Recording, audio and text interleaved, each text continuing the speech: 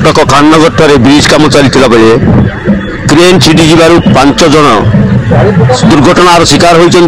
3 जनकर मृत्यु घटी बेले 2 जन गुरुतर अवस्था कटक बड़ डाक्तखाना चिकित्साधीन अच्छा। कटक खाननगर ब्रिज निर्माण करुवा बेले अघटन घटी। क्रेन छिड़ी जबार 5 जन आहत एसीबी भर्ती होती। 3 जनकर मृत्यु घटी।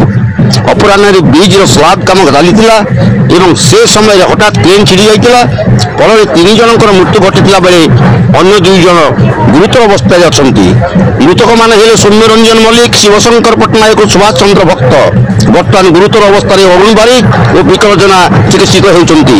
ये घटना को नहीं सारा राज्य चांचल्य खेली जाता बेले घटनार बड़ तदंत आवश्यक मेयर सुभाष सिंह और चौद्वार विधायक सौभिक विश्वाल।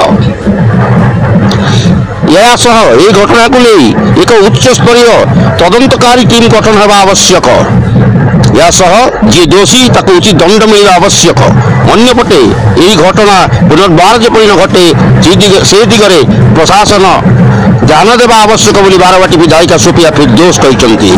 अन्यपटे एससीबी आहतों चिकित्सा स्वतंत्र टीम गठन होती एससीबी कुल सचिव सुभाष राय।